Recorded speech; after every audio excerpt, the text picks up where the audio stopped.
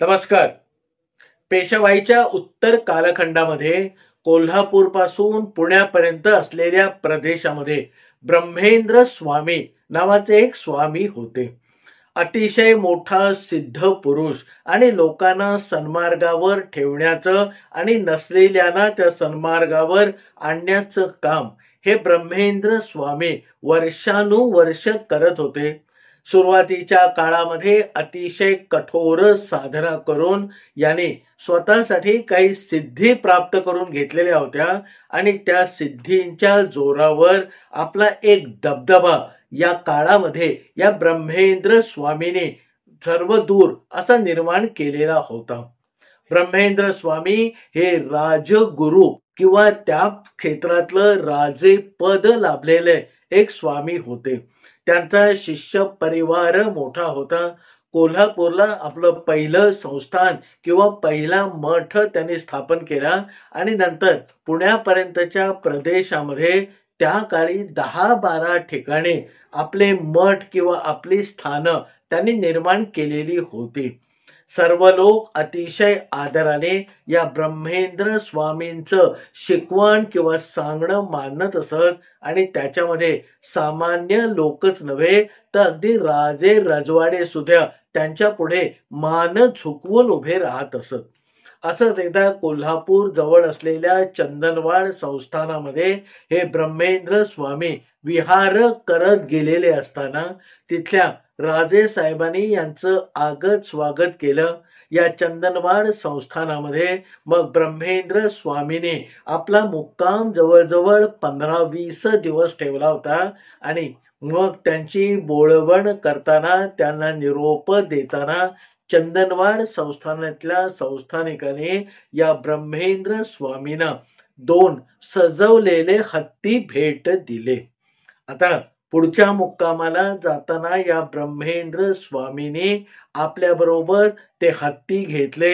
आपला 40-50 खास शिष्यांचा परिवार आणि हे नवीन मिळालेले 2 हत्ती घेऊन ते चंदनवाड संस्थान सोडून पुण्याच्या दिशेने कूच करायला लागले दुसऱ्या एका आश्रमाकडे जाण्यासाठी. वाटेमध्ये पेशव्यांची हद्द लागली आणि पेशव्यांच्या हद्दीवर असलेल्या एका जकात नाक्यावर या ब्रह्मेंद्र स्वामींना अडवण्यामध्ये आलं. आता साहजिकच पुढे जे शिष्य यांची सगळे ध्वजा पताका घेऊन गेले होते त्यांनी त्या जकाता जमा करणाऱ्या अधिकाऱ्याला पेशव्यांच्या बाशिंद्याला सांगितलं की ब्रह्मेंद्र स्वामी येत आहेत. ब्रह्मेंद्र स्वामी येत आहेत म्हटल्यावर त्या जकातवाल्याने शिर झुकवलं. त्यांच्या स्वागतासाठी त्याला जशी जमेल तशी तयारी त्याने करायला सुरुवात केली आणि मग आपल्या असलेल्या अधिकाराच्या भावनेने या पुढे आलेल्या शिष्याना त्याने विचारलं की ब्रह्मेंद्र स्वामी एकटेच येत आहेत की त्यांच्याबरोबर जकात योग्य असं काही आहे. त्या शिष्याने मग खुलेपणाने सांगितलं की चंदनवाड संस्थानाने या ब्रह्मेंद्र स्वामींना 2 हत्ती भेट दिलेले आहेत आणि ते हत्ती घेऊन मागोमाग आमच्या हे ब्रह्मेंद्र स्वामी येत आहेत. जकातवाल्याने विचार केला की स्वामींचं चरणस्पर्श करूया, आशीर्वाद घेऊया, पण पेशव्यांच्या कायदे कानूप्रमाणे जकात खात्याच्या नियमाप्रमाणे या 2 हत्तींवरची जकात मात्र वसूल व्हायला पाहिजे. त्याने मग तो निरोप आलेल्या शिष्यांना सांगितला की बाबा स्वामींना येऊन द्या, मी त्यांचं स्वागत करतो, आदर सत्कार करतो, पण त्याचबरोबर पेशव्यांनी घालून दिलेल्या अटी आणि शर्तींप्रमाणे या 2 हत्तींवरची जकात ब्रह्मेंद्र स्वामींना भरायला सांगा. हा निरोप ऐकून मग ते शिष्य परत उलट्या दिशेने निघाले आणि साधारण अर्ध्या फरलांग अंतरावर तोपर्यंत पोहोचलेल्या ब्रह्मेंद्र स्वामींच्या कानावर त्यांनी ही बाब घातली की आता तुम्हाला हत्तींवर जकात भरून मग पेशव्यांच्या राज्यामध्ये हद्द ओलांडून प्रवेश करता येईल. ब्रह्मेंद्र स्वामींनी सांगितलं की मी हे जर हत्ती विकत घेतले असते तर जकात भरायला माझी काही ना नव्हती, पण हे चंदनवाड संस्थानाकडून मला बक्षीस किंवा दान मिळालेले हत्ती आहेत.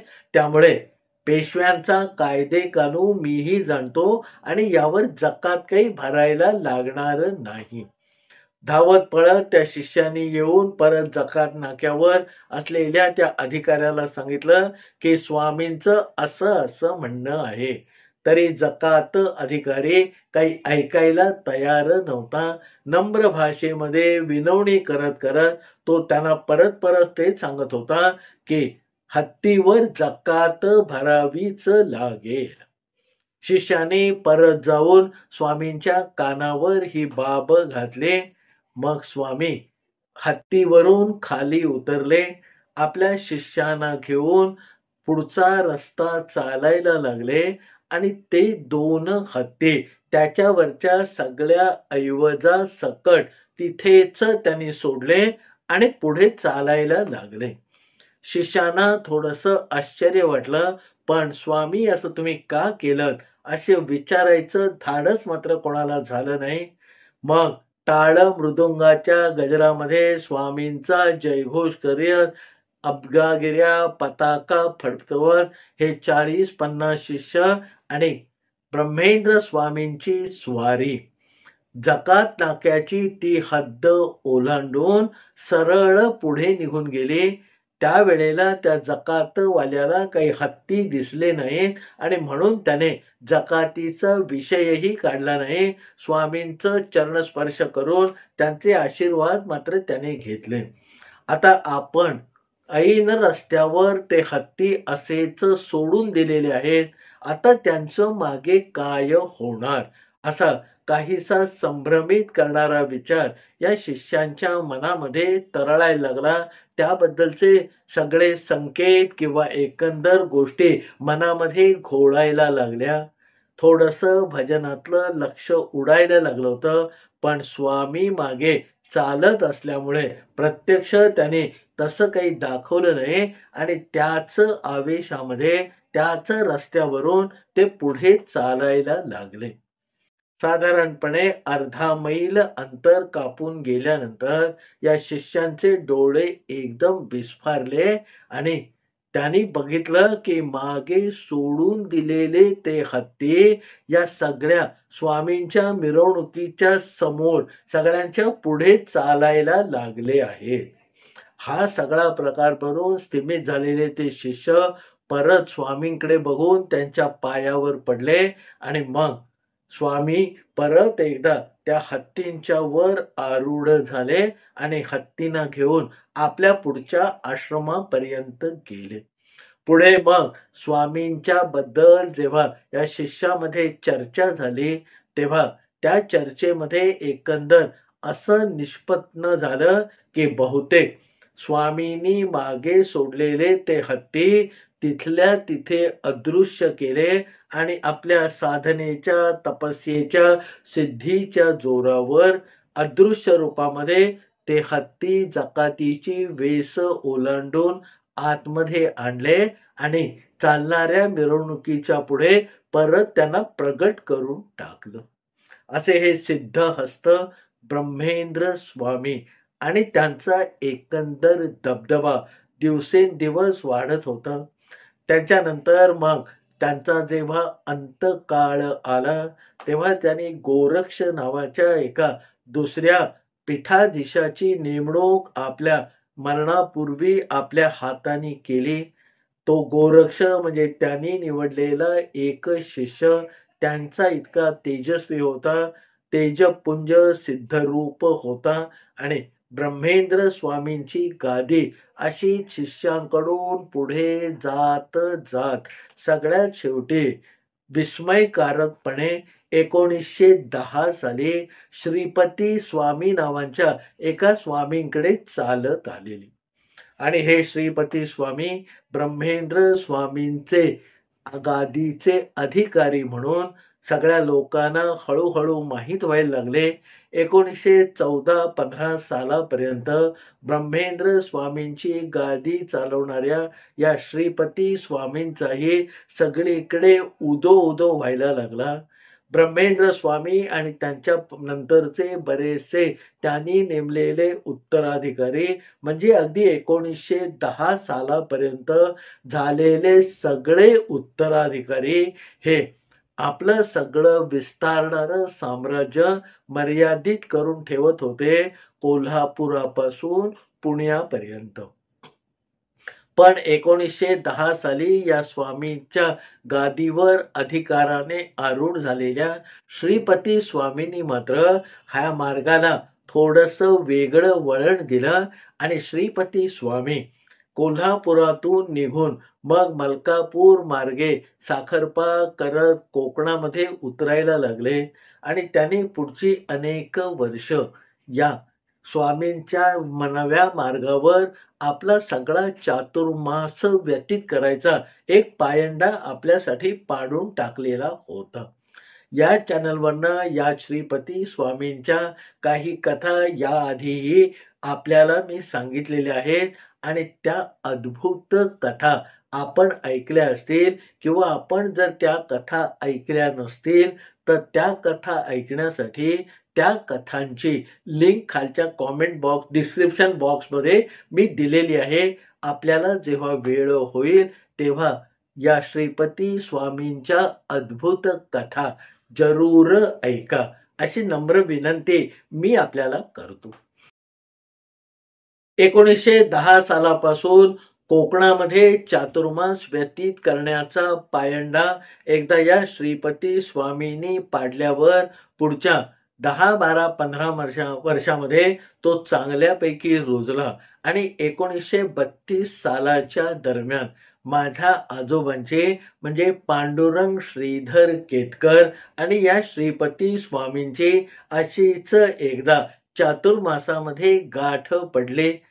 सिद्धहस्त पुरुषांचे आशीर्वाद घेणारे, त्यांचे आगत स्वागत करणारे, त्यांच्याकडे 4 चौघांना घेऊन जाणारे असे माझे आजोबा त्यावेळेला देवरुखाजवळ असलेल्या निव गावाचे खोत होते आणि ही खोती त्यांना परंपरेने मिळालेली होती. आता पहिल्या 1-2 भेटीनंतर मग श्रीपती स्वामी आणि माझ्या आजोबांची गट्टी जमली आणि त्याच्यानंतर बऱ्याच वर्षापर्यंत कोल्हापुरातून निघून मलकापुरातून खाली उतरल्यावर हे श्रीपती स्वामी कधी 2 दिवसाचा, कधी 4 दिवसाचा, कधी 8 दिवसाचा मुक्काम चातुर्मासामध्ये आमच्या निव्याच्या घरी करत असत आणि साहजिकच त्यावेळेला बापूंच्या म्हणजे माझ्या आजोबांच्या घरी श्रीपती स्वामी उतरले आहेत हे कळल्यावर आजूबाजूच्या गावातून पंचक्रोशीतून या श्रीपती स्वामींचं दर्शन घ्यायला, त्यांचा अनुग्रह घ्यायला, त्यांचं प्रवचन ऐकायला वारे माप म्हणावे अशी गर्दी जोपर्यंत हे श्रीपती स्वामी आमच्या घरी असत, उतरलेले असत तोपर्यंत तिन्ही त्रिकाळ म्हणावी अशी जमलेली असायची. नमस्कार, मी सर्वोत्तम केतकर. आतापर्यंत आपण सर्वांनी माझ्या या चॅनलला जो प्रतिसाद दिला आहे त्याबद्दल मी आपल्या सर्वांचा अतिशय आभारी आहे. प्रतिसादाच्या रूपामध्ये ज्या वेगवेगळ्या प्रतिक्रिया आपण लिहून पाठवता त्याच्यातल्या काही वेचक आणि वेधक अशा प्रतिक्रियांचा उहापोह करावा, त्याला प्रतिसाद द्यावा असा माझा एक विचार असतो. या संकल्पनेतून आज माझ्या समोर वेचक आणि वेधक अशा वाटलेल्या ज्या प्रतिक्रिया आहेत त्यापैकी पहिल्या 2 प्रतिक्रिया आहेत श्री संतोष ढवळे यांच्या. माझ्या एका कान मंत्र आणि दुसऱ्या एका कथेवर म्हणजे खानावळ या माझ्या कथेवरती या संतोष ढवळे साहेबांनी अतिशय विस्तृत आणि वेधक अशी प्रतिक्रिया लिहून पाठवलेली आहे. आपल्या प्रतिक्रियेमध्ये ते म्हणतात की उत्तम कथन शैली आणि एका कथेचा वेगळी पायवाट निर्माण करणाऱ्या या सत्यकथा खरोखर जुन्या काळामध्ये घेऊन जातात. या प्रतिक्रियेबद्दल मी संतोष ढवळे यांचा अतिशय आभारी आहे. पण माझ्या कानमंत्र या प्रतिक्रियेवर कथेवर प्रतिक्रिया देताना या संतोष ढवळे यांनी एक प्रश्न विचारलेला आहे आणि ते प्रश्न असा आहे की आजूबाजूला कोणतंही तसं सबळ कारण दिसत नसताना त्या कानमंत्र या कथेतली जमीन अचानक सरकार जमा होईल असं कोणतंही कारण त्यांना जाणवलं नाही. आता आपण ज्या कथेचा पुन्हा एकदा विचार केला तर ढवळे साहेब आपल्या लक्षामध्ये असं येईल की एका भावाने दुसऱ्या भावाला फसवण्यासाठी जे कुभांड रचलं होतं आणि ही काही करून जमीन आपल्या घशात घालायची याच्यासाठी तो वेगवेगळे जे मार्ग शोधत होता त्याच्यामधूनच त्यांनी हे भूत म्हणजे भूलताप किंवा खोटी गोष्ट गावामध्ये पसरवून दिलेली होती की आता ही माझ्या धाकट्या भावाची जमीन जवळ सरकार जमा होणार आहे. मला वाटतं आपल्या मनामध्ये आलेल्या शंकेचं या माझ्या उत्तराने पुरेसं समाधान झालं असेल. पुन्हा एकदा मी आपले आभार मानतो. आता कुणाच्या खांद्यावर कुणाचे ओझे या माझ्या कथेवर चारुदत्त स्वार यांनी जी प्रतिक्रिया पाठवलेली आहे त्याच्यामध्ये ते म्हणतात की एखाद्या चित्रपटाची कथा वाटावी किंवा तसा शेवट असावा अशी गोष्ट त्यांना वाटली, त्यांना ही भावली. त्याबद्दल चारुदत्त स्वार यांचा मी आभारी आहे. आणि तिसरी प्रतिक्रिया आहे ती हरिश्चंद्र सूर्यवंशी यांची प्रतिक्रिया आहे आणि ती आलेली आहे मोफत पास या माझ्या कथेवर. आता या त्यांनी पाठवलेल्या प्रतिक्रियेबद्दल मी आपल्या सगळ्यांच्या वतीने त्यांचे आभार मानतो. संतोष ढवळे साहेब, चारुदत्त स्वार आणि हरिश्चंद्र सूर्यवंशी आपण यापुढेही आपला प्रतिसाद कॉमेंट बॉक्समध्ये असाच नोंदवत राहाल अशी मला आशा आणि पुष्कळशी खात्री आहे. आणि आता प्रतिक्रियांचा उहापोह करण्याच्या वेळी ज्या 4 कथांचा मी उल्लेख केला ती म्हणजे खानावळ, कानमंत्र, कोणाच्या खांद्यावर आणि मोफत पास या 4ही कथांच्या लिंक खालच्या डिस्क्रिप्शन बॉक्समध्ये मी आपल्या सर्वांसाठी दिलेले आहेत. उत्सुकता चाळवली गेली असेल तर या कथा आपल्याला डिस्क्रिप्शन बॉक्स मधल्या लिंकवर जाऊन पटकन पाहता आणि ऐकता येतील. आता या सर्वांचे पुन्हा एकदा आभार मानून आता आपल्या कथेकडे वळूया. तर 1910 साली श्रीपती स्वामी ब्रह्मेंद्र स्वामींच्या मठाचे अधिपती झाले आणि 1932-33 सालापर्यंत माझ्या आजोबांची आणि या सिद्धहस्त पुरुषाची म्हणजे श्रीपती स्वामींची चांगली गट्टी जमली आणि मग निव्याच्या आमच्या घरामध्ये या श्रीपती स्वामींचं चातुर्मासामध्ये बऱ्याच वेळेला आगमन, राहणं, निवास आणि प्रवचन घडून आलेलं होतं. आता आमच्या गावामध्ये पंचक्रोशीमध्ये पुष्कळसे लोक हे माझ्या आजोबांच्या शब्दाला मान देणारे, श्रीपती स्वामींच्यावर पूर्ण श्रद्धा असणारे, त्यांनी सांगितलेलं आचरणात आणणारे असे होते. पण उडदा माझे काळे गोरे या न्यायाने काही खट किंवा ज्याला आजच्या भाषेमध्ये आपण आगाऊ म्हणतो असेही 2-4 वीर या सगळ्या गर्दीमध्ये होते आणि आपल्याला ज्या गोष्टीबद्दल माहिती नाही, समोरच्या माणसाचा व्यासंगाच्या तुलनेत आपण कुठेही नाही हे माहीत असूनही केवळ आपला काहीतरी वेगळा दृष्टिकोन दाखवण्यासाठी किंवा त्याला खाली बघायला लावण्यासाठी म्हणून वेगळे किंवा अतर्क्य असे प्रश्न विचारून समोरच्या सिद्धहस्त पुरुषाला भंडावून सोडणारे एक टोळकं त्यावेळेला आमच्या गावामध्ये निर्माण झालेलं होतं. आणि तानाजी कुलथे आणि विसाजी कुलथे हे दोघे बंधू या टोळक्याचं एकंदर धुरीणत्व किंवा नेतेपण करत असत. आता स्वामींच्या पाया पडायला या असं माझ्या आजोबांनी नुसतं सुचवलेलं होतं, कुणालाही दामटून घरातून धरून आणलेलं नव्हतं. तरीही या तानाजी आणि विसाजी कुलथेनी दरवेळेला स्वामी आल्यानंतर त्यांना बुचकळ्यात टाकतील, त्यांना काहीतरी विचित्र वेगळं वाटेल अशा प्रकारचे काही वेगळे प्रश्न विचारून चांगल्या चाललेल्या समारंभाला कुठेतरी खेळ घालायचं काम सातत्याने केलं होतं. आता ते प्रश्न इतके बालिश असत की सिद्धहस्त श्रीपती स्वामींनी त्याला उत्तर द्यावं अशी त्यांची लायकी नसे. पण समोर येऊन पाया पडून हा प्रश्न विचारल्यावर स्वामींना अगदी त्याच्यातून आपला काढता पाय घेणं सुद्धा दरवेळेला शक्य होत नसे. असंच एकदा मला वाटतं 35 किंवा 36 साली या स्वामींचा मुक्काम निव्यामध्ये आमच्या आजोबांच्या घरी असताना हे तानाजी आणि विसाजी कुलथे दोघे भाऊ आले. त्यावेळेला सकाळचे 11 11:30 वाजलेले होते. स्वामींच्या पुढे 30-40 माणसं ऐकायला, त्यांचं श्रवण करायला बसलेली होती. काही लोक येऊन पाया पडून आशीर्वाद घेऊन ज्यांना वेळ नव्हतं ते आपल्या कामाला निघून जात होते.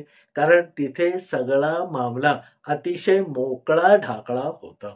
आता हे दोन बंधू आले आणि त्याने आपल्या सोबत आणलेली फळं स्वामींच्या समोर ठेवली. एकाने स्वामींच्या खांद्यावर शाल घातली आणि परत एकदा नमस्कार करून आजूबाजूच्या लोकांचं आपल्याकडे लक्ष आहे याची खात्री करून स्वामींना एक प्रश्न विचारला की स्वामी, आपण ब्रह्मचारी आहात, आपण सिद्ध पुरुष आहात, आपल्या वाचेमध्ये फार मोठी अलौकिक अशी शक्ती आहे, पण आपण एक माणूस आहात आणि म्हणून आज आमच्या मनामध्ये असा प्रश्न येतो आहे की इतकं सिद्ध पुरुषाचं सगळं रूप हा तुमचा वरवरचा मुखवटा असला तरी एक माणूस म्हणून कुणाच्या तरी स्त्रीबद्दल,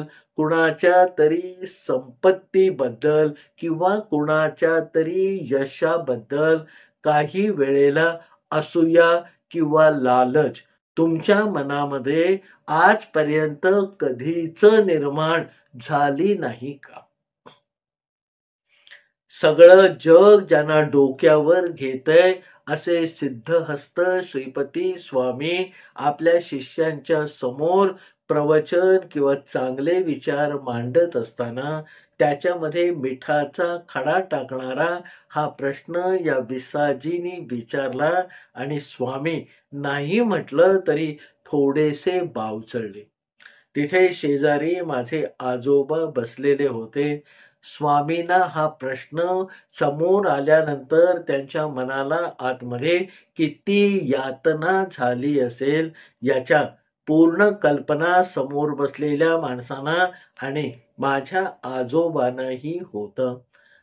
क्षण 2 क्षण या अवस्थेमध्ये गेल्यानंतर स्वामी उत्तर देत नाहीत हे बघून त्या दोघांनी तो प्रश्न विसाजींच्या माध्यमातून परत एकदा जसाच्या तसा विचारला की तुम्हाला कधी कुठच्या गोष्टीबद्दल असूया लालसा कधी जन्मामध्ये वाटलीच नाही का? आता थोड्याशा कावऱ्या बावऱ्या झालेल्या त्या स्वामीने मग माझ्या आजोबांकडे बघितलं आणि त्या क्षणी हे सगळं जोखड आजोबांनी आपल्या खांद्यावर घ्यायचं ठरवलं आणि स्वामींना फक्त तुम्ही आता गप्प राहा एवढा इशारा केला. साहजिकच स्वामी गप्प झाले.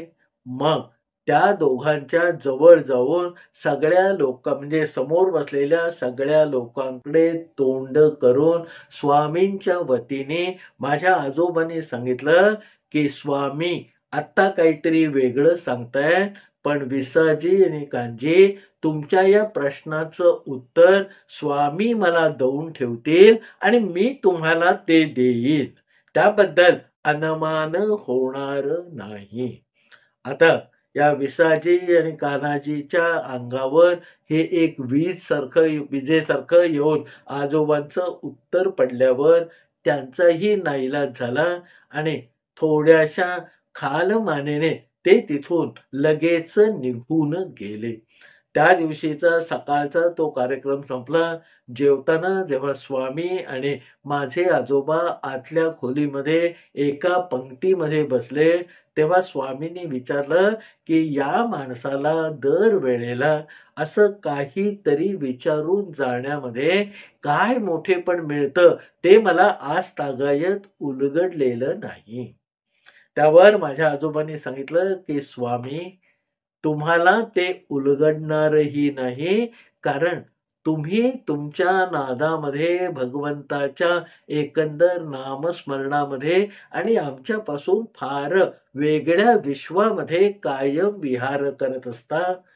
आम्ही सामान्य माणसं या सामान्य माणसांना चांगले ओळखून आहोत आणि म्हणून मी जे सकाळी सांगितलं त्याची फक्त आपण मला परवानगी द्या. आपण या विषयामध्ये पडू नका. आपल्या वतीने त्यांना सरळ करेल असं उत्तर मीच देऊन टाकतो. आता स्वामींचा नाही म्हटलं तरी नाईलाज झालेला होता. अशा प्रश्नाचं उत्तर देणं त्यांना प्रशस्तही वाटत नव्हतं आणि कुठेतरी नाही म्हटलं तरी ते दुखावले गेलेले होते आणि म्हणून माझ्या आजोबांनी प्रस्ताव ठेवल्यावर लगेच स्वामींनी त्याला होकार दिला आणि मानेनेच हो म्हणून सांगून टाकलं. आता दुसऱ्या दिवशी का तिसऱ्या दिवशी स्वामींचा मुक्काम तिथून हलला. आपला सगळा लवाजमा घेऊन मग हे स्वामी आमच्या निव्यातून निघून खालच्या चिपळुणाच्या दिशेने रवाना झाले आणि मग जाता जाता माझ्या आजोबांना कान गोष्ट करावी असं सांगून गेले की बापू, म्हणजे माझ्या आजोबांना गावातले लोक तेव्हा खोत म्हणून बापू म्हणत असत. म्हणे बापू, जे काही उत्तर द्याल ते सांभाळून द्या हो. आणि ते उत्तर काय झालं ते मी परत वरच्या वाटेने घाटावर चढायच्या आधी चिपळुणात मला येऊन सांगून जा.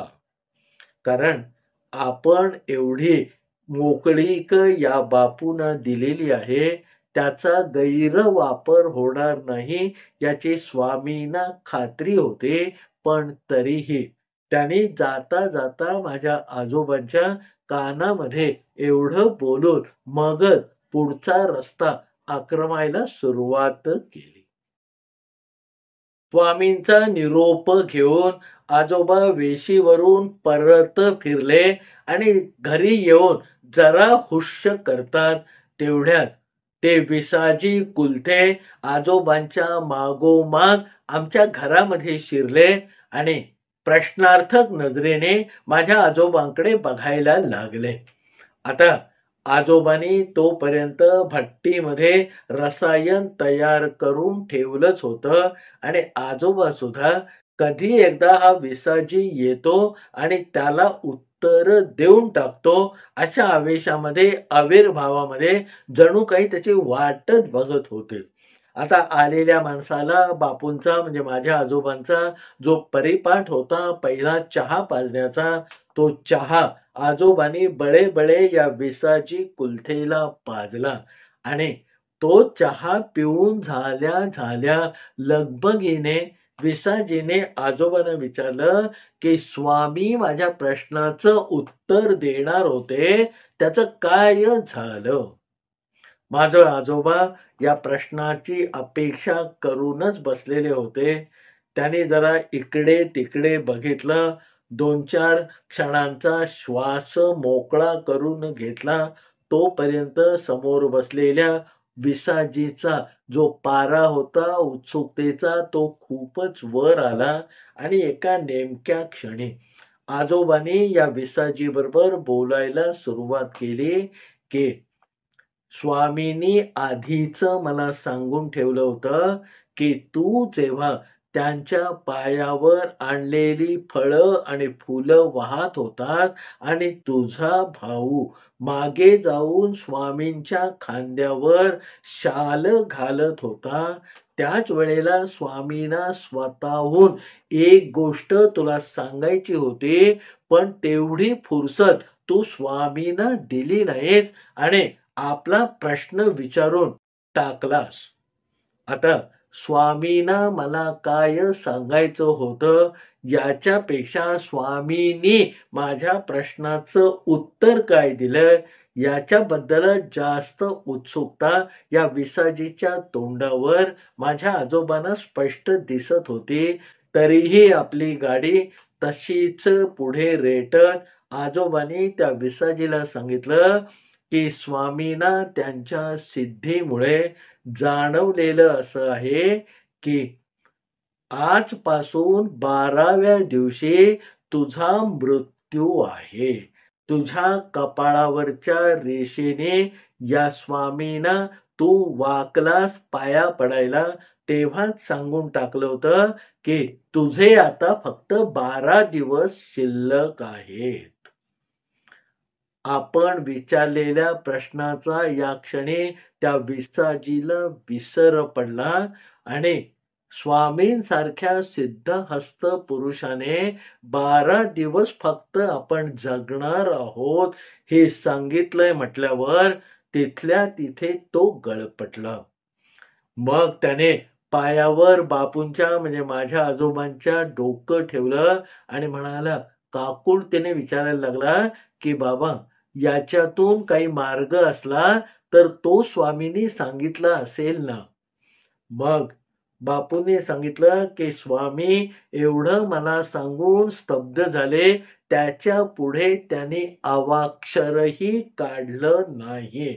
म्हणजेच तुझा 12 दिवसानंतर होणारा मृत्यू हा अट्टळ आहे. कोणीही तुला त्याच्यापासून आता वाचवू शकत नाही. समोर बसलेल्या विसाजीला आणि मगाशी एका तार स्वरामध्ये बोलणाऱ्या विसाजीची अवस्था पुढच्या 10-15 मिनिटांमध्ये एका गलित गात्र अशा माणसामध्ये झाली. त्याला बसल्या जागी घाम फुटला. स्वामींनी सांगितलं म्हटल्यावर ते होणारच आहे याची मनोमन त्याला खात्री पटली होती. त्याच्यातून बाहेर पडायचा काहीही उपाय नाही हे माझ्या आजोबांनी त्याला पक्क सांगितलेलं होतं. आणि मग आजोबांना परत एकदा आता मी काय करू अशा अर्थाचे हातवारे करून या विसाजींनी विचारलं की बापू अजून काही आहे का सांगण्यासारखं.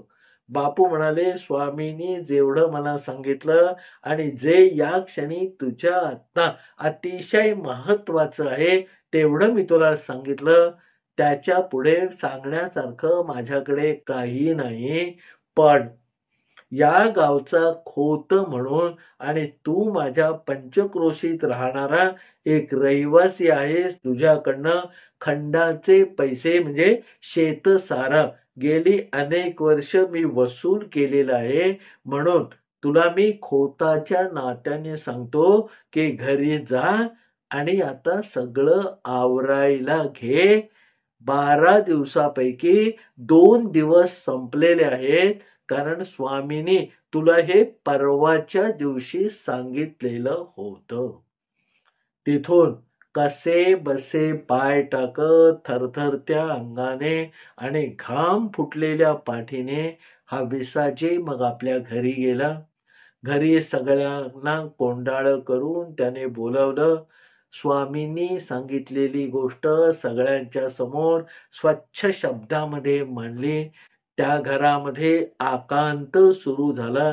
तो आकांत ऐकून त्या गावातले आजूबाजूच्या 10-15 घरातले लोक त्या ठिकाणी जमले. या विसाजीच्या बद्दल सगळी बातमी त्याच्या घरातल्या लोकांनी या आजूबाजूच्या लोकांना सांगितले आणि आजूबाजूच्या प्रत्येकाचं मत एकच पडलं की स्वामींनी सांगितलंय म्हटल्यावर तसंच होणार. बापूने म्हणजे माझ्या आजोबांनी जाताना त्याला सांगितलं होतं, की आता तू आवर कर. तेवढंही भान या विसाजीला राहिलं नाही. आपला भाऊ होता, त्याला जवळ बसवून घेऊन दिवस रात्र रडण्यामध्ये याचा सगळा वेळ जायला लागला. आलेल्या सगळ्या या तणावामुळे दुसऱ्या दिवशी त्याला पक्का ताप भरला आणि गावातले 1-2 डॉक्टर, देवरुखातून आणलेल्या डॉक्टरांच्या औषधोपचारानेही त्याचा ताप काही उतरेना. दिवसामागून दिवस जात होते.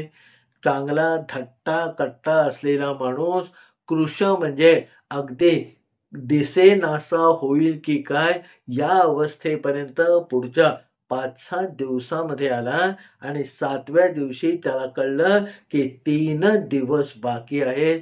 घरातलं सगळं वातावरण बिघडून गेलेलं होतं. माझे आजोबा याची कुठचीही गंधवार्ता घेण्याच्या फंदात पडले नाहीत. ते 12 दिवस आणि त्यांनी सांगितल्यानंतर 10 दिवस पूर्ण होण्याची वाट बघत होते. 10व्या दिवशी जेव्हा त्या घरातला आकांत आकाश पाताळ एक करून गेल्याचं आजोबांना कळलं. त्याची 2 धाकटी मुलं, बायको, आई वडील, बहिणी सगळे आकांत करत होते की आज विसाजीचा शेवटचा दिवस आहे. तेव्हा सकाळी आपली सगळी स्नान संध्या उरकून 11 11:30च्या सुमारास माझे आजोबा आपल्या घरातून निघाले आणि त्याने विसाजीचं घर गाठलं. तिथला आकांत बघून त्यांचंही मन थोडा वेळ गलबललं. मग बाकीच्या लोकांनी केलेले नमस्कार नुसते हाताने स्वीकारत माझे आजोबा तडक त्या घरामध्ये आतल्या खोलीत गेले, जिथे अतिशय खिन्न अवस्थेमध्ये लोळा गोळा झालेला विसाजी पडलेला होता. आणि आजोबांनी त्याला सांगितलं की अरे त्या दिवशी जे स्वामींनी उत्तर तुला दिलं होतं ते सांगायचं राहूनच गेलं. आता त्या दिवशी आजोबांनी जेव्हा सांगितलं की तुझे 12 दिवस शिल्लक आहेत, हे सांगितल्यानंतर गळपटलेल्या त्या विसाजीला माझ्या प्रश्नाचं उत्तर काय हे विचारायचं भानही राहिलेलं नव्हतं. पण आजोबांनी त्या 12व्या दिवशी विसाजीच्या समोर उभं राहून त्याला सांगितलं की आज तुझा शेवटचा दिवस आहे, पण तुला विचारलेल्या प्रश्नाचं जे उत्तर आहे ते मी आज तुला द्यायला आलो आहे. आता या सगळ्या बापूंच्या म्हणजे माझ्या आजोबांच्या एकंदर कृतीकडे सगळे लोक आधी आश्चर्याने आणि मग रागाने बघायला लागले की या बापूंना एवढं वय झालं, एवढा अधिकार आहे, तरी शेवटचे घटका मोजणाऱ्या माणसाबरोबर कसं बोलावं हे कळत नाही. आता जाणाऱ्या जीवाला काहीतरी 4-2 गोष्टी चांगल्या सांगण्याच्या ऐवजी तू स्वामीनं जो तिरकस प्रश्न विचारलास त्याचं उत्तर मी आता द्यायला आलेलो आहे असं सांगणं म्हणजे अब्राह्मण्यम अहो पापम. पण आजोबांना जो मान होता त्यामुळे प्रत्यक्ष मनामध्ये आलेले हे विचार कोणीही तोंडाच्या बाहेर काढले नाहीत. आणि मग अंथरुणाजवळ म्हणजे विसाजीच्या अंथरुणाजवळ आणखीन 2 पावलं पुढे टाकून विसाजीचा गळपटलेला हात भक्कमपणे आपल्या हातात घेऊन माझ्या आजोबांनी त्याला विचारलं की काय रे, तू स्वामींना विचारलं होतं की दुसऱ्याची संपत्ती, यश, पैसा, बायको याच्याबद्दल तुमच्या मनामध्ये कधी असूया आली की नाही? आता तू मला सांग. म्हणजे आजोबांनी विसाजीला विचारलं की ज्या क्षणी मी तुला सांगितलं की आता तुझे केवळ 10 दिवस शिल्लक आहेत, त्या क्षणापासून आताच्या क्षणापर्यंत तुझ्या मनामध्ये इतरांची संपत्ती, इतरांचं यश, इतरांच्या ललना याच्याबद्दल किती विचार आले. एवढं धडधडीत स्पष्टपणे विसाजीला विचारल्यानंतर त्याला अंथरुणातल्या अंथरुणात कंप भरायला सुरुवात झाली. मग आजूबाजूच्या लोकांनी आजोबांच्या आणि त्याच्या मध्ये पडून मध्यस्थी करायची सुरुवात केली की अहो आज हा मरणार आहे, याला आणखीन त्रास देऊ नका, अशा विनवण्या. माझ्या आजोबांना गावातले सगळे लोक तिथे जे अतिशय खिन्न मनाने जमलेले होते ते करायला लागले. त्यावर मग त्या सगळ्यांना झटकून टाकत आजोबा या विसाजीकडे पाहत पण बाकीच्यांना ऐकू जाईल अशा खड्या आणि खणखणीत आवाजात म्हणाले की याला काहीही धाड भरलेलं नाही, हा काही आज मरणार नाहीये.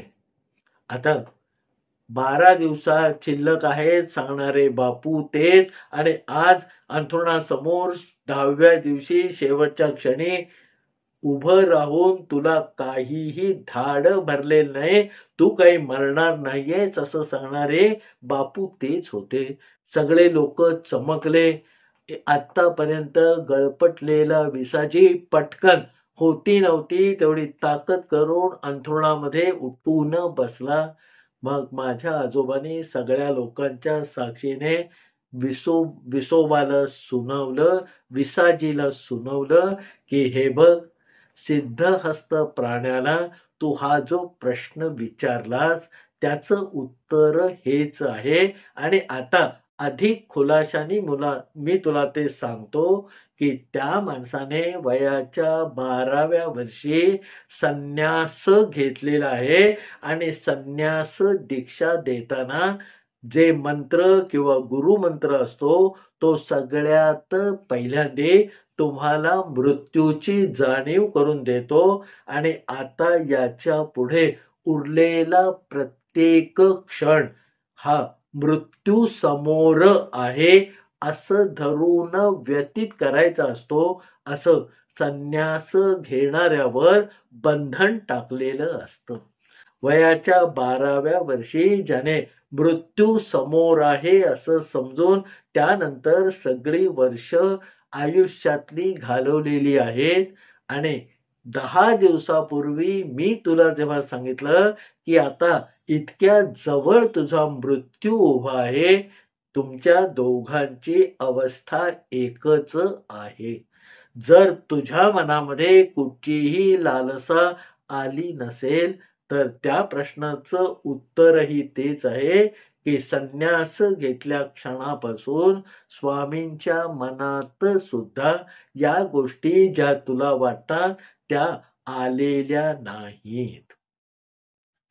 ज्याला जे समजवायचं होतं ते समजावलं, ज्यांना जो आदेश द्यायचा होता तो दिला. गावातल्या जमलेल्या सगळ्या माणसांच्या डोक्यावर आता हा मरणार म्हणून जी तलवार लटकत होती ती आजोबांनी दूर केले आणि केल्या पावली ते परत फिरले, आपल्या घरी आले. आता या कथेमधून विसाजींनी जो बोध घ्यायचा तो घेतला आणि आजोबांनी या सगळ्या केलेल्या कृतीमुळे त्याच्यानंतर येणाऱ्या श्रीपती स्वामींच्या चातुर्मासाकडे अनेक वर्ष हा विसाजी डोळे लावून बसलेला असे आणि प्रश्न उत्तर सोडा याच्या पुढे फक्त नमस्कार करण्याचं कर्तव्य हा विसाजी पार पाडत होता. श्रीपती स्वामींच्या समोर उरलेल्या आयुष्यामध्ये त्यांनी कधी शब्द सुद्धा आपल्या तोंडातून काढला नाही.